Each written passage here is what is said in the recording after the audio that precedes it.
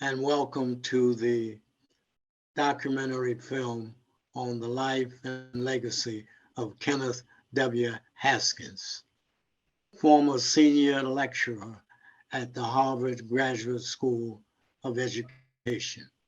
This documentary film is being produced by the Ken Haskins Legacy Project.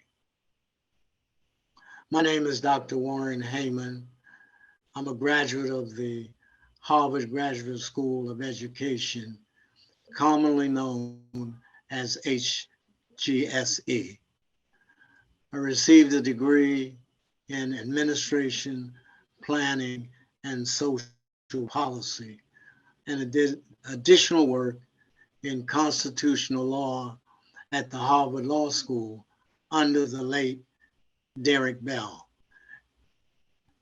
and also did work on youth, urban youth and the community from the Harvard School of Design. Now let me give you a brief background on the Ken Haskins Legacy Project. In 1987, the Ed School formulated a committee known as the Ken Haskins Fund. I was designated the chair of that committee, along with former Dean Paul Ilversacker, other alumni, and members from the community. A goal was set for this committee to raise the necessary funds to continue the work and legacy of Ken Haskins. It also included the establishment of a Center for Urban Education named after Ken Haskins. The fund was also to be used for scholarships, visiting lectures, writing of papers, etc. The fund lay dormant for several years. At one of the Alumni of Color conferences hosted by the Ed School, three of us got together and decided we needed to continue this tribute to Ken Haskins. This meeting resulted in the creation of the Ken Haskins Legacy Project. This documentary film is designed to share with you the life and legacy of Kenneth W. Haskins.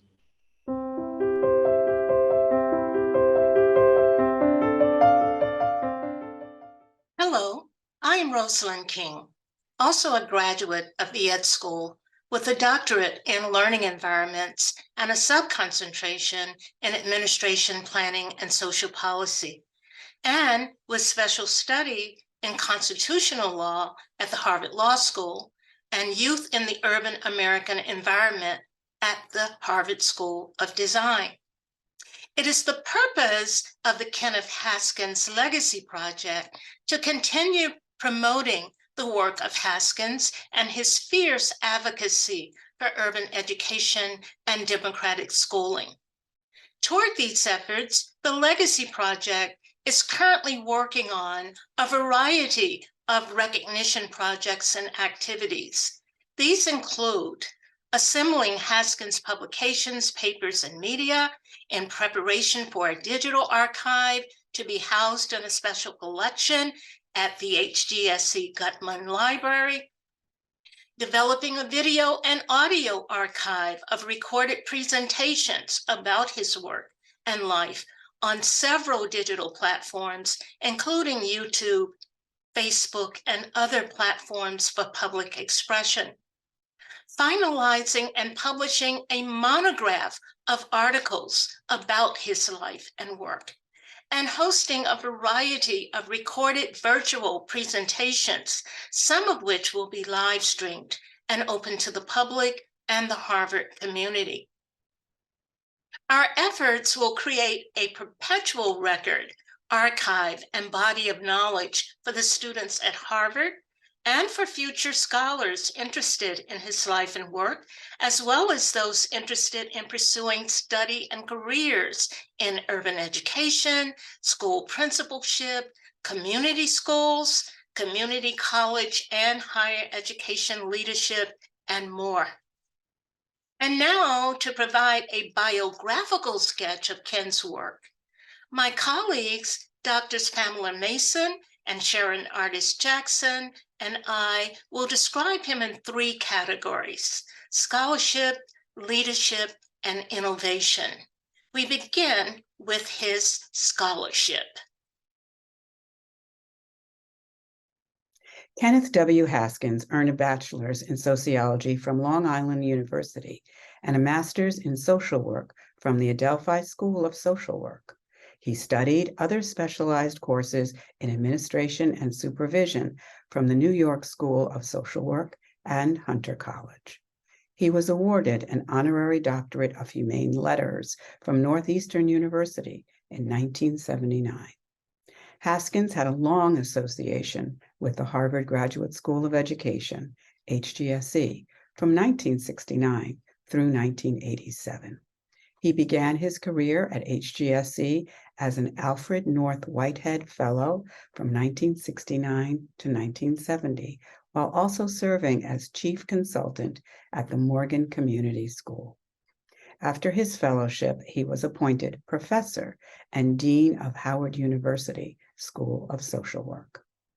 He returned to HGSE in 1971 through 1973 as lecturer and faculty director of the Inner City Program for Teachers of Teacher Trainers. After directing this program, he was a finalist in the role of superintendent of schools for Washington, D.C. And upon the appointment of Barbara Sizemore as superintendent, Haskins was appointed vice superintendent for the D.C. Public Schools and served for 1 year from 1973 to 1974, before returning to HGSE in 1975 as lecturer and director of the Field Placement Services. As lecturer, he taught in the administration, planning, and social policy program and was a research associate and eventually interim director of the Center for Urban Studies. He remained at Harvard until his appointment as president of Roxbury Community College, RCC, from 1978 to 1982. As mentioned earlier, Haskins was awarded an honorary doctorate from Northeastern University for his pioneering and innovative work during his tenure at RCC. He was successful and recognized for achieving accreditation for the college. After leaving this appointment, he returned to the Harvard Graduate School of Education in 1982 as senior lecturer and co-director of the Principal Center, where elementary and secondary school leaders are trained in specialized leadership institutes. Courses taught by Haskins at HGSE included urban education, community politics and education, and independent study. He continued his work at HGSE until his retirement in 1987.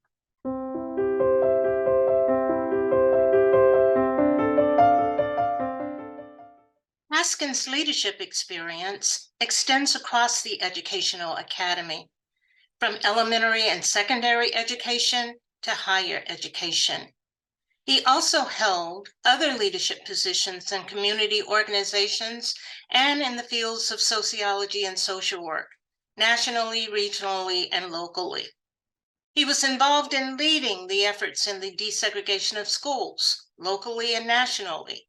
He was also active in the Phase 2 desegregation processes of the local Boston Public Schools and worked with the court-appointed experts at Boston University. He served as chief consultant to the Massachusetts State Department of Education and was responsible for the initiative to pair Harvard University with Roxbury High School, which became known as the Roxbury Harvard School Project. Haskins was involved in other local community organizations as well. including the nationally renowned Freedom House Incorporated Institute on Schools and Education, founded by Otto and Muriel Snowden in Roxbury, Massachusetts, an area of Boston, where he was a principal consultant and a member of the advisory board. Haskins bridged HGSE and the local communities, including initiating collaborative programs between Harvard University, Roxbury High School, and St. Joseph's Community School.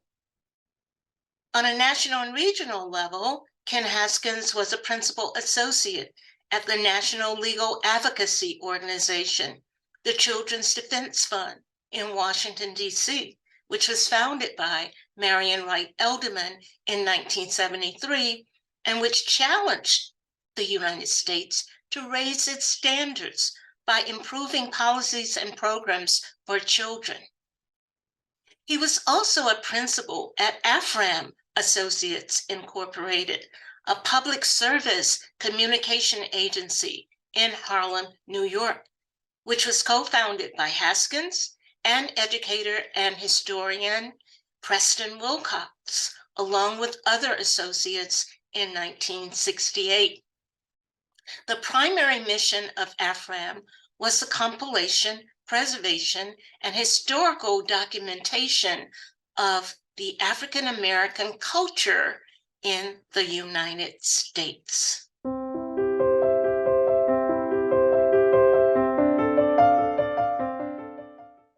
Prior to his affiliation with Harvard, Kenneth Haskins was well known for his work as a revolutionary and innovative educator, social worker, and principal of the renowned Adams Morgan Community School in 1967 in Washington, D.C.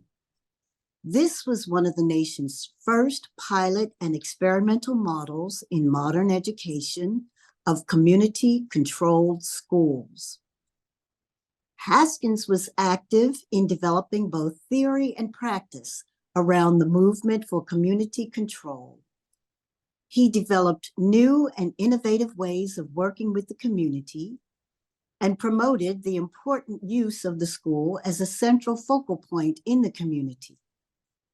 He developed innovative ways to establish relationships with the Board of Education, faculty, staff, community residents, programs, and organizations, as well as collaboration with surrounding higher education institutions. He was also instrumental in bringing other national programs and services to the school and community. His work and commitment resulted in improved reading and math scores, as well as a decrease in community vandalism, school suspensions, and expulsions. Haskins also achieved increased community and parental involvement. In summary, Kenneth Haskins was actively engaged in local, regional, and national community action and educational programs. He contributed significant direction and leadership to the field of education on local, national, and global levels. He created significant opportunities for learning, scholarship, creativity, and development for students on all levels across race, culture, and ethnicity. Most of Haskins' work and projects were cutting-edge appointments where he was the first to pave the way for the development of new models of innovative programming. He was a phenomenological theorist and practitioner. Haskins used a combination of theoretical and research approaches, including phenomenology, ethnography, hermeneutics, heuristics, and grounded theory. He was instrumental in establishing new and innovative models of teaching, instructional design, and learning modalities. Haskins looked to the communities surrounding educational institutions as a vital and underutilized resource. The outcomes of his work led to significant implications for educational practice, leadership, administration, research, theory, and educational, social, and public policy.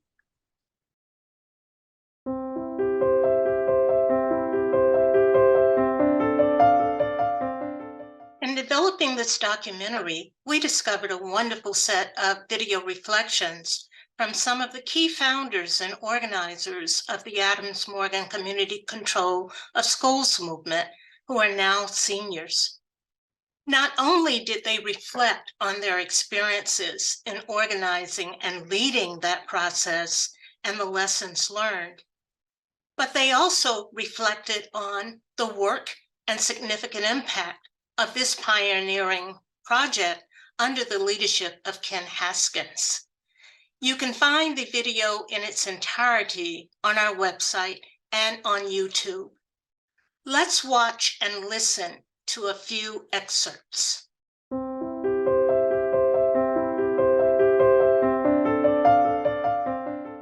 And then there was the beginning of the implementation of the agreement, and I'm going to just say the two major things that had to happen at that point.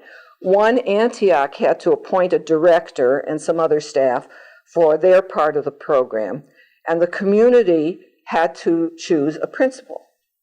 And the community group selected a principal, Kenneth Haskins, whose background was actually in social work rather than education, but had worked in the New York area working with communities and schools together.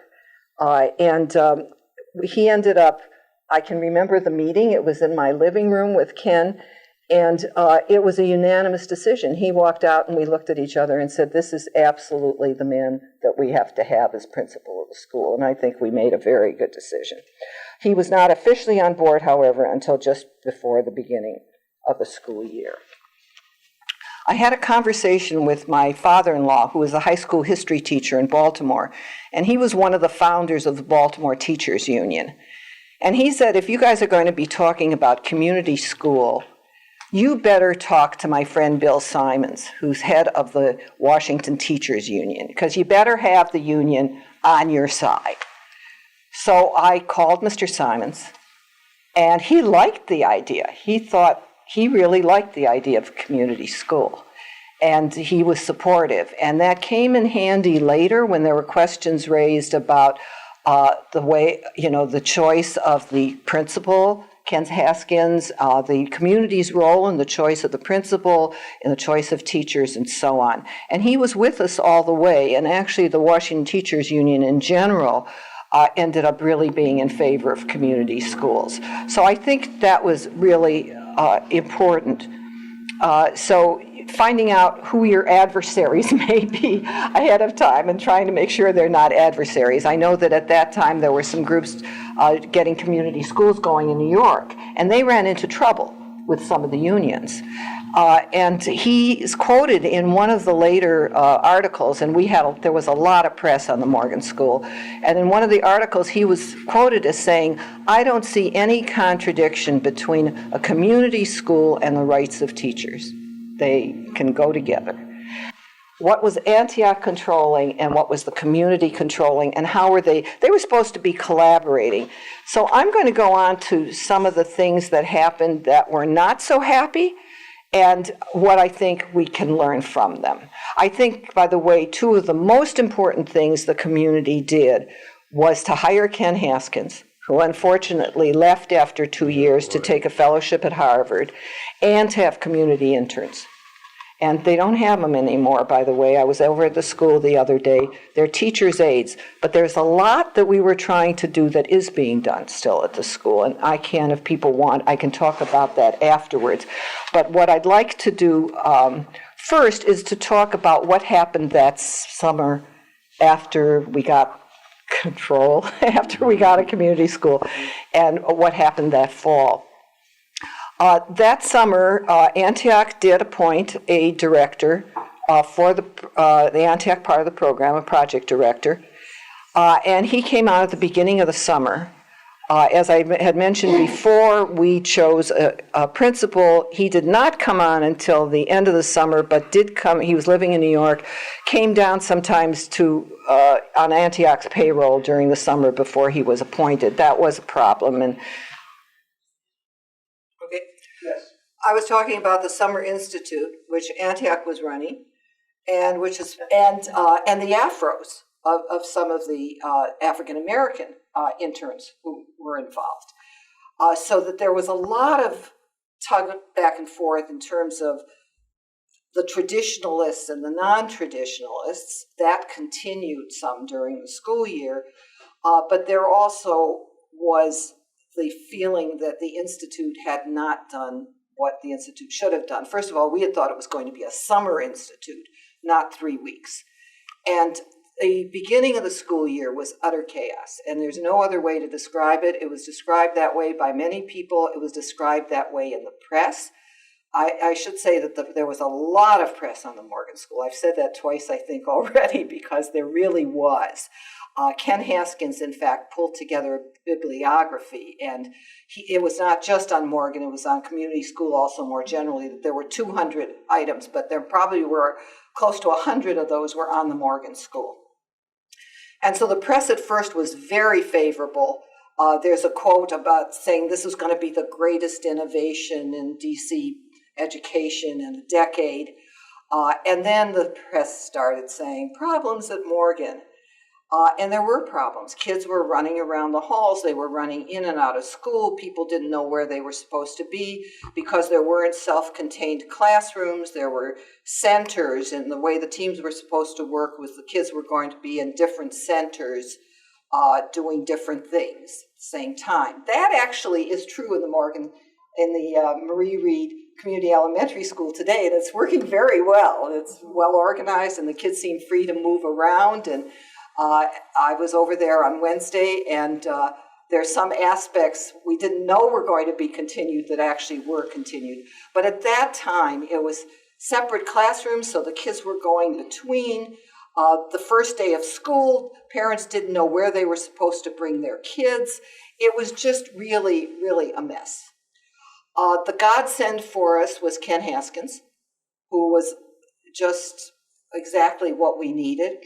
He immediately said that it has to change, things had to change for the kindergartners, that they needed their own class with their own teacher and to feel someplace where they would feel safe and secure. And so he made changes like that. He was always responsive to what the community wanted, but he also was very pragmatic about things and always very calm and open door for hearing from everybody. And so Ken and also Hilda Mason, who I think had been brought on originally to work with the Antioch director, but became vice principal of the school and had a lot of experience in the schools. The two of them sort of brought order out of chaos. And Ken's philosophy was partly that people, first of all, he really believed in community school. And he believed in some of the things that Antioch was trying to do in terms of new methods in education. But he thought the teachers should be able to teach in a way that felt comfortable to them, because otherwise everybody was going crazy, the teachers and the kids. And so what he ended up doing essentially was teachers who felt more comfortable with a more traditional style of teaching could do that. And those who felt that they wanted to do more of the innovations could do that. And so there were different kinds of classrooms. And in fact, at the Marie Reed Learning, and it's called Marie Reed Community Learning Center, I think that's important. They're still keeping that, even though there isn't a community board, there's a PTA, but they are keeping some of the things that were being done. The kids do move from center to center, and it seems to be working. I guess I may have said that before. It seems to be working very well. Mark. Yeah, there's one point you might want to mention. Hilda was married to, it was an integrated marriage. Mm-hmm. And that was, at that time, that was a very big deal to have an integrated marriage. Charlie had gone to Harvard as well. And so that posed a very interesting sense of what the community was. Could be, yeah, could it be. was. Yeah, right, right. Thank Yeah. you all for coming. Bye. Thank you. Thank you. Say hello to All right, roll it. Okay, well, with the flexibility that Ken Haskins brought to the school, it was possible to get things on an even keel. And we even started to get good press again. The press followed us. So it was ups and downs. And there were ups and downs over the years. There was a spot 3 years later where a bunch of teachers left. There were some conflicts between the board and the teachers. Probably a lot of things that one could predict would happen. I do want to say, before I go into the general lessons that I think we got from this, I do want to say that going over to the Marie Reed Community Learning Center the other day, I felt pretty good about it overall. And I was afraid I might not, because I knew there'd been a lot of tensions, especially in the first few years. But people looked very happy, and the kids were freely moving from one area to another that they were working in. And although we don't have community interns, there was a teacher's aide in every classroom, and the teachers and the aides were sometimes working with a small group of kids, and there'd be other kids working individually and in small groups, and loads of posters all over. And one thing I should mention, because it does talk about community and response to the community, the demographics have changed radically. It is now 60% Latino, completely different. It had been 98% Black. 60% Latino, most of the rest Black, with some, about 3% white and a few Native Americans. So what they're doing, though, I want to mention a couple things in terms of response to the community. They now have a counselor, a social worker, that they never had, a part-time psychologist, which they never had, and all three of those people are bilingual. Lady who took me around, who's the business manager and also a parent, said that last year it was a DC reward school. It was among the top 5 schools for rapid progress.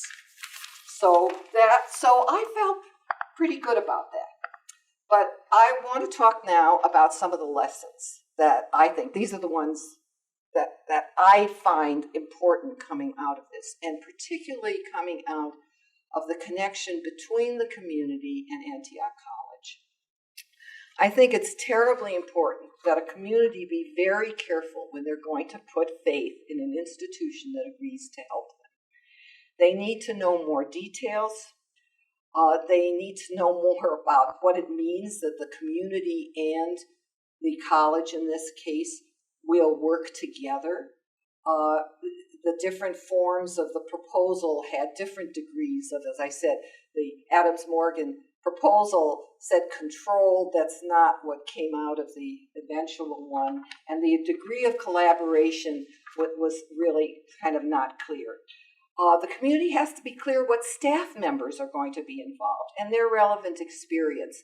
Antioch sent us somebody who had no practical experience in elementary schools, or I think anything, and he has written this himself in an article that he wrote called The Short Happy Life of the Morgan Community School. He was actually withdrawn by Antioch in that fall because of all the problems, and nobody knows exactly who was instrumental in his removal, but he was withdrawn, and he was never replaced, by the way. They never sent another project director. He had a lot of theory. He knew a lot about experiments that had been done. He knew nothing practically about the running of an elementary school, which was why we were so lucky that we then had Ken Haskins and Hilda Mason there. So not only who they are, but what their relevant experience is, and then the consistency in what is promised in different forms of agreement. And we need to understand the motivation of the institution and whether it is actually compatible with community goals. Community wanted a good school, essentially. They wanted the community involved. They wanted a community participate in things. They wanted the school to be responsive to the needs of the community, not only the kids, but also the teenagers and adults in terms of afternoon and evening programs, for instance. And Antioch wanted to have a place for their interns to go, and I think they wanted to try out some new things. But too many things were tried out all at once, and that's my second learning, my lesson. There's a real problem when you try to do a lot of things at the same time. For instance, in instituting some degree of community control and also innovations in educational methods. So I want to quote from Ken Haskins, because I think this was in one of the newspaper articles. There are two important areas here. One, the ability of the community to have control over its schools, and two, the introduction of educational innovation. To tie the two together, or to think one necessarily leads to the other, is the biggest mistake. What happened here is that innovation began before the community had control. Too many changes at once. And I think that's the big lesson. I have one more thing, which is related to that you need considerable time for planning for the introduction of new approaches and new methods, be they community involvement or be they educational innovation.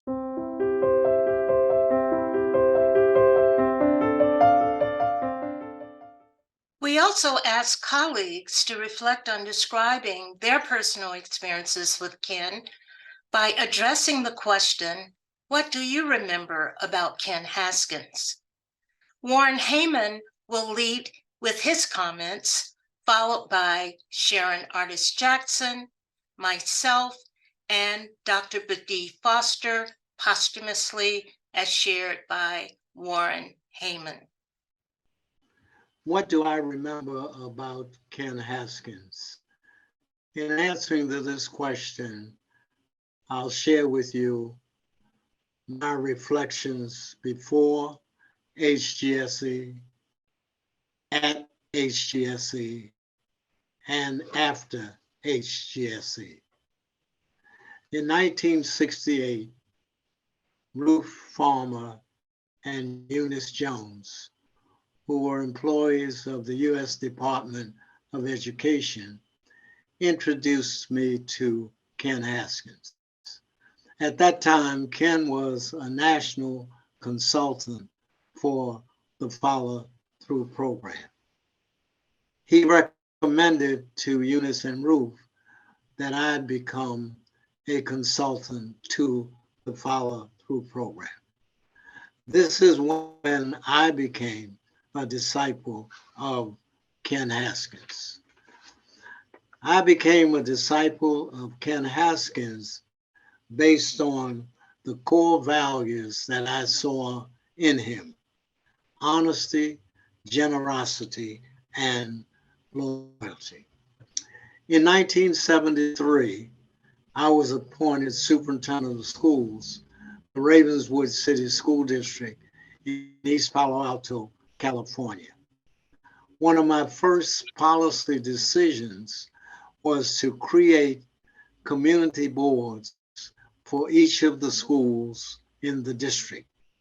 This was to give the community more control over educational decision-making. I invited Ken to come to Ravenswood to assist with the implementation of this policy.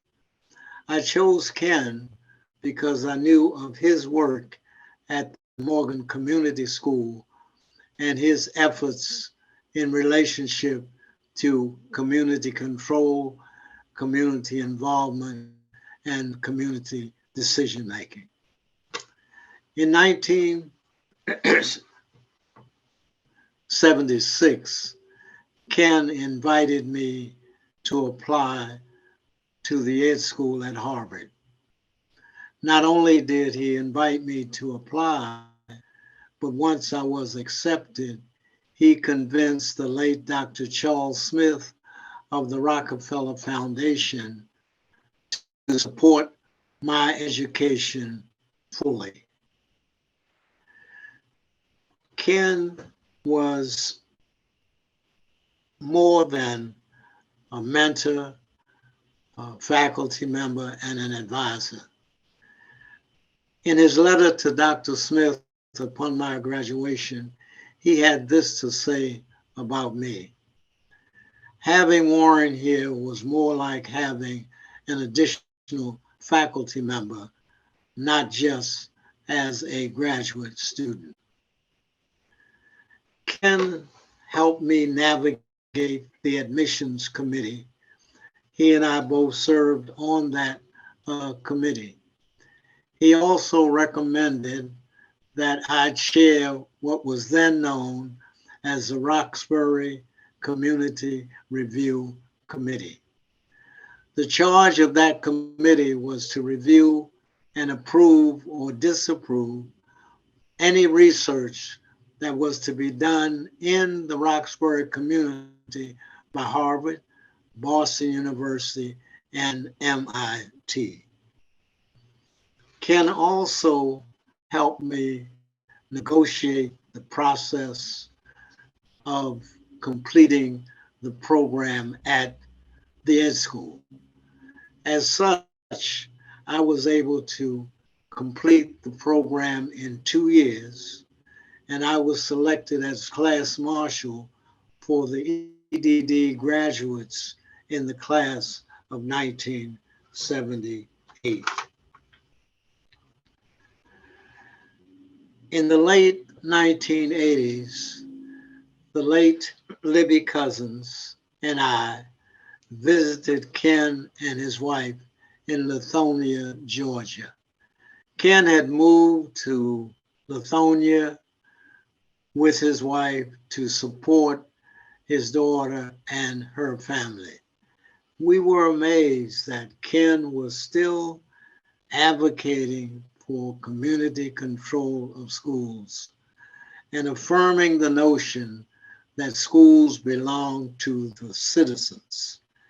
And he was also very clear on the fact that if we did not promote community control of schools involving all of the stakeholders in the educational process, we would see a decline in the performance and involvement, particularly in urban students and urban communities.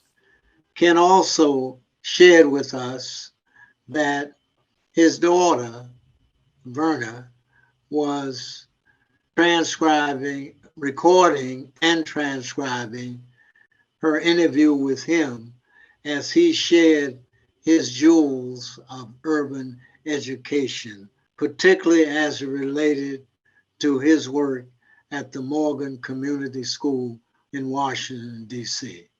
Little did I know that would be the last time that I would see my friend, my hero, and my mentor, Ken Haskins, alive.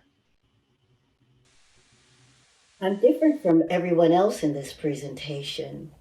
I never took a class from Ken Haskins or worked with him, nor am I one of his relatives. What I'd like to share today, then, is the power of a caring person. When I first came to the Harvard Ed School, I had what I later learned was called the imposter syndrome. It couldn't possibly be true that I belonged to such a prestigious school with such brilliant people from such admirable backgrounds. I had to be an imposter. For the record, I had already received a Fulbright fellowship to teach and study in France years before coming to Harvard. My sense of being out of place may not have been justified, but it was certainly very powerful. As I grappled with massive doubts and fears, it was certainly good to have a few Black professors and administrators as role models to inspire me. I can honestly say, though, that Ken was the most accessible and caring of them all. I wasn't in one of his classes, but he always took the time to greet me and ask how I was doing. Furthermore, he seemed genuinely interested, not just going through the motions of routine courtesy. The mere presence of a caring role model Might not seem like such a big deal to some folks, but it certainly helped me to settle into my comfort zone.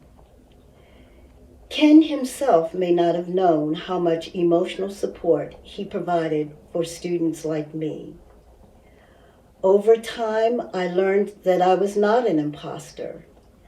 I left the ed school after my master's degree, only to return a few years later to complete a doctorate. Believe me when I say that I am grateful for the power of the presence of one caring person. Soon after my arrival at the Harvard Ed School, I met Ken Haskins as we were walking past each other on Appian Way. He stopped to introduce himself, and that was the beginning of a lifetime of dialogue, friendship, family, and relationship. During my tenure in the Ed School, I worked closely with Ken on many projects as his research associate. He was instrumental in arranging exciting experiential projects for me as part of my independent studies with him in a variety of community, institutional, and state settings. It was Ken who made my experience at HGSC stimulating and challenging. It was because of his care, compassion, and dedication to his students and his dynamic and innovative style of communicating and teaching that we learned so much. During my 4 years of study at Harvard, I was engaged in some challenging projects. Among them included the Roxbury Harvard School project as a program coordinator at Roxbury High School, along with Ken and Drs. James Breeden and Joyce Grant.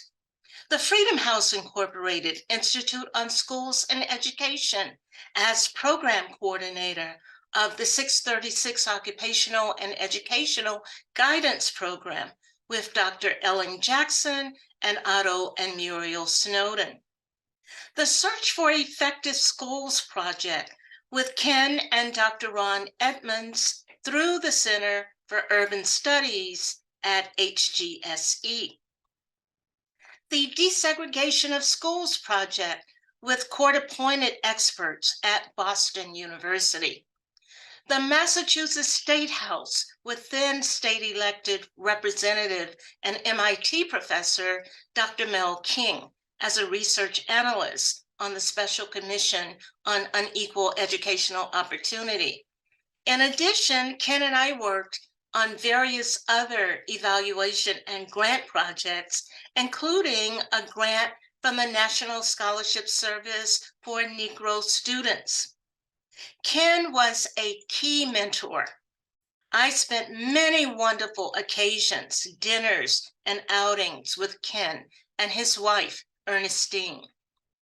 I also remember many lively Sunday dim sum gatherings at Chinese restaurants in dialogue with Ken and other students. He would also travel with us to conferences. I will never forget the impact and influence Ken had on my studies, my personal and professional life, as well as my overall development during my matriculation at Harvard. He made sure that our experiences as graduate students were meaningful and productive. He was a very rare avatar.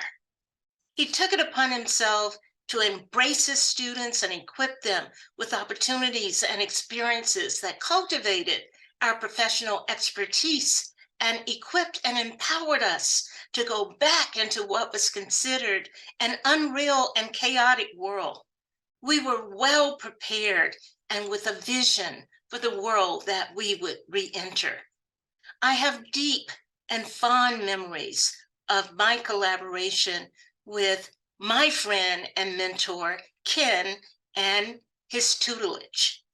And I will never forget him. He remains in each of our hearts as we continue to navigate our professional and personal lives and carry forth his legacy.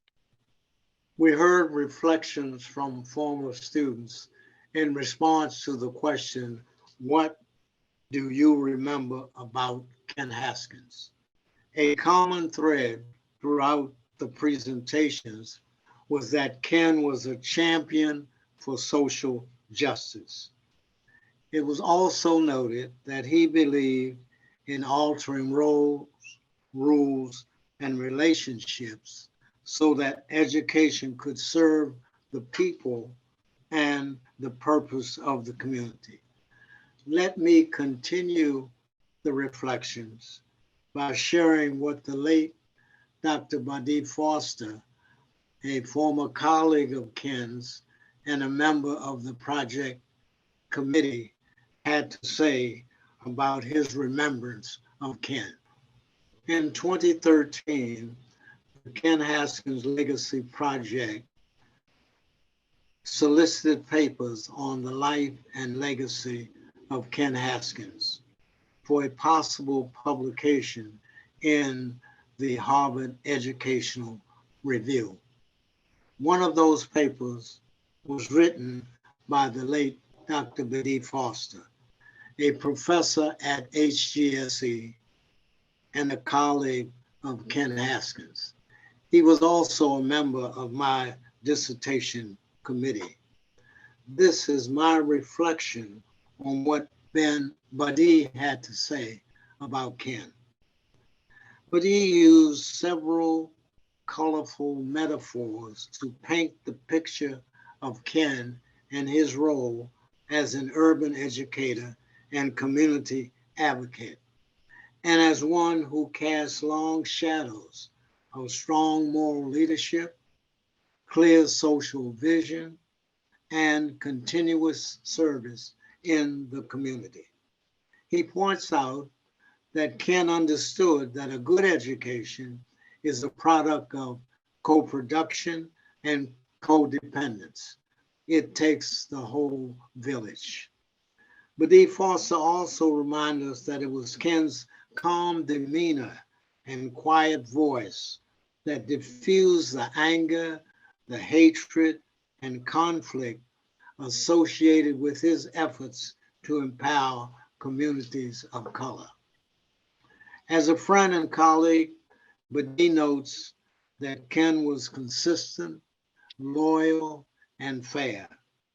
He was unsoiled by the politics of the ed school, and he was a voice in the wilderness for students of color who were trying to navigate the policies and procedures of the ed school. Buddy further notes that Ken was actively involved with the Harvard Center for Urban Education and with Ron Edmonds and the Effective Schools movement. According to Buddy, Ken embodied a certain grace in all of his interactions with the graduate school, the community, and with people. Ken often quoted that it is not what you say, but how you say it that makes a difference. We are all better for having lived and worked in the shadow of Ken Haskins.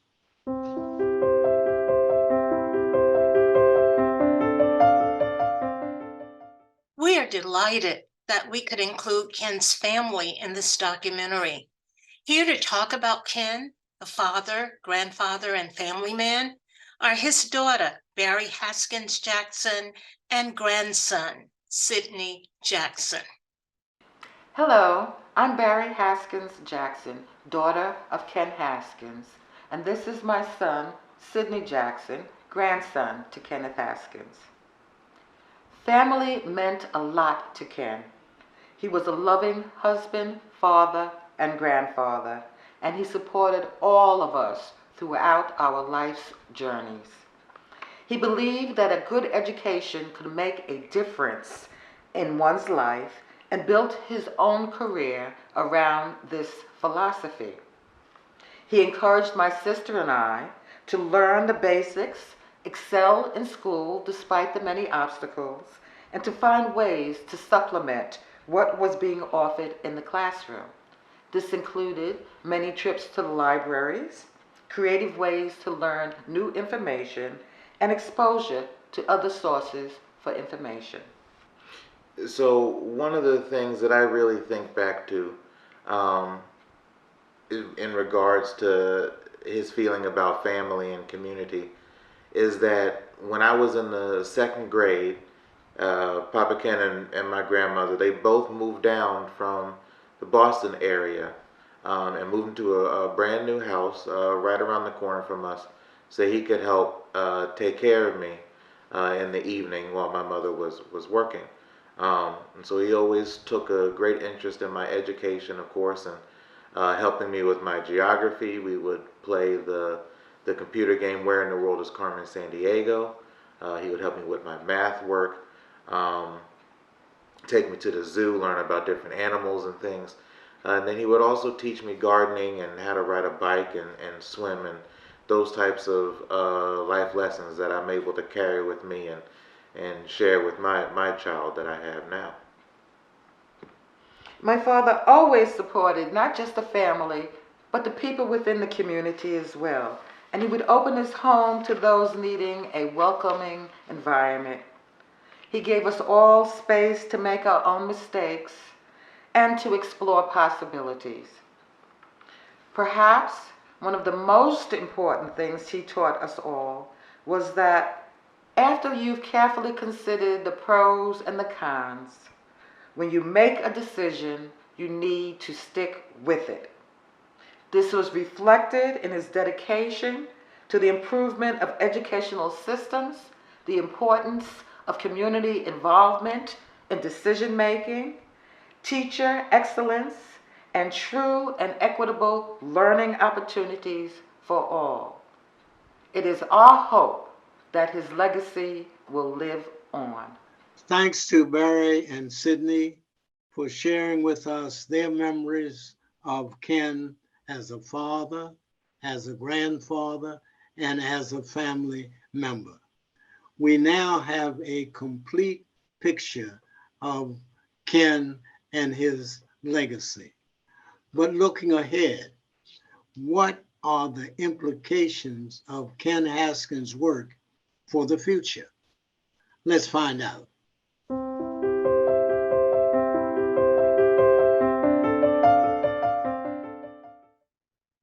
We want to thank all of our colleagues, near and far, who contributed to the Kenneth W. Haskins Legacy Project. This documentary is long overdue and is part of a larger effort to acquaint a new generation of educators with the extraordinary life and legacy of an educational advocate whose life's work continues to speak to today's most pressing educational challenges. By any objective standard, Ken Haskins was a conscientious educator who left his imprint on the field of urban education beginning as far back as the 1960s.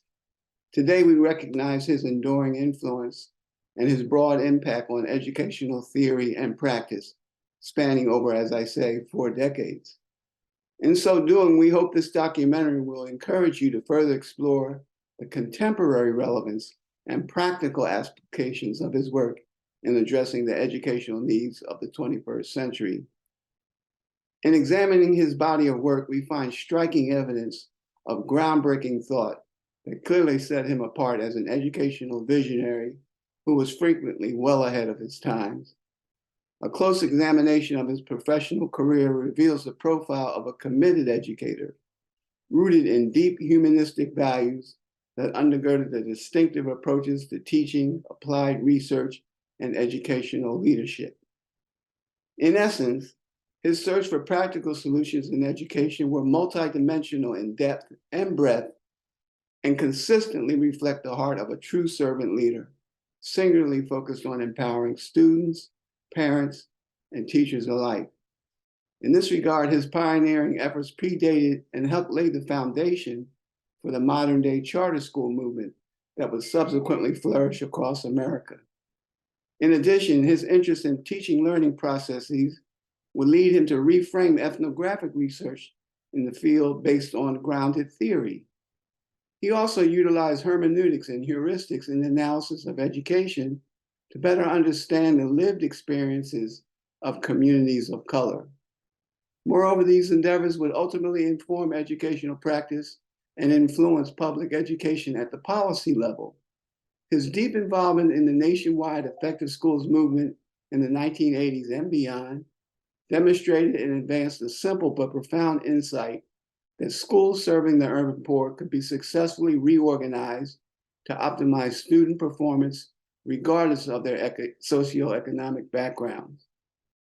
In summary, Ken Haskins was a tireless school reformer who formulated and defined innovative strategies and new models of schooling, teaching, and learning.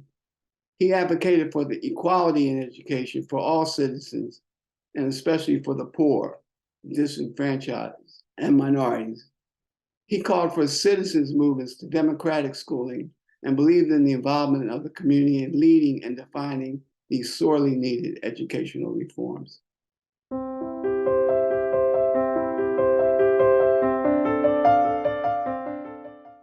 My colleague summarized well Ken's legacy, his ideas, significance, and implications for the 21st century. To reiterate some of the collected points highlighted in this documentary by my colleagues, we leave you with 6 points. Number 1, Kenneth Haskins was a revolutionary, visionary thinker, a man ahead of his times, a scholar, practitioner, and pioneering leader in initiating school reforms and defining strategies for new models of schooling, teaching, and learning. He advocated for equality in education for all citizens, and especially for the poor, the disenfranchised, and minorities. Number 2, Haskins deeply believed that every American had a stake in the success of public education as a universal right and social institution. Number 3, he understood the important nexus between the development of human potential and the role educational leaders and institutions could play in that process. Number 4, he was a pioneering leader in higher education and at the Graduate School of Education at Harvard University. Number 5, his work and the seeds planted during his professional life paved the way and are germinating today with current reforms and transformations in education, such as the new emerging collaborative learning models, student-centered learning, constructivist teaching approaches, the creation of the charter school movement, the STEM and STEAM programs, and the debate about whether education should be knowledge-based versus wisdom-based. Number 6, he believed in the importance of preparing generations to be equipped to sustain the future and interact in a global world. Toward that end, further significant educational, public, and social policy transformations and changes in human consciousness are needed to accomplish these goals.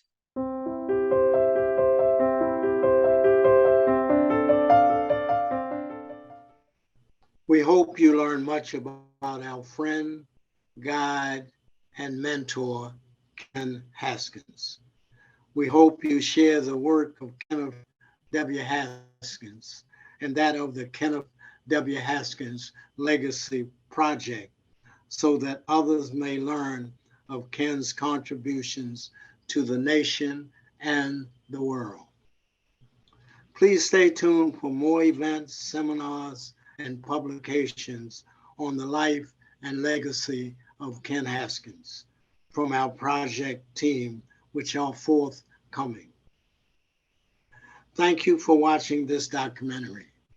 In Proverbs 15:1 and 4, we find these words: a soft tongue turneth away wrath. A gentle tongue is a tree of life. These two verses epitomize how Ken carried himself. As Badi Foster noted in his paper, he never once witnessed Ken using foul language or a loud or intimidating voice. To summarize what has been said about Ken and empowering communities through education, I leave you with a quote from Ken himself. We believe that schools belong to the citizens, not as clients, but as owners of a public institution. And we believe that equality and participation in the educational process are essential conditions of educational excellence. For more on the Kenneth W. Haskins Legacy Project, please connect with us on Facebook and YouTube for updates and planned productions.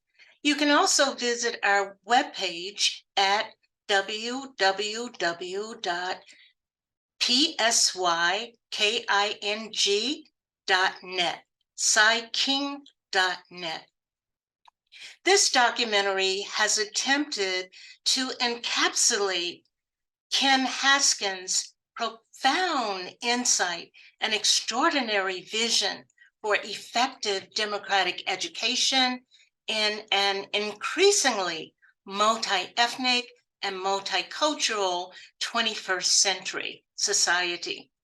To close with another quote from Ken and his associates, "The opportunities now before us to reform education are also opportunities to recover democratic aspirations and prepare ourselves and our children to build a more decent society.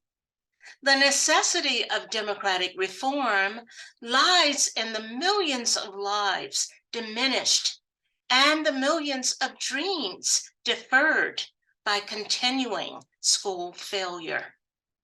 The possibility of democratic reform lies with citizens who choose equality as the standard of social progress and the measure of their own empowerment." We thank you for watching and listening to this documentary. We also thank you for your support and for spreading the word about Kenneth W. Haskins, as well as the work of the Legacy Project. Please join us. We send our sincere best wishes to you all.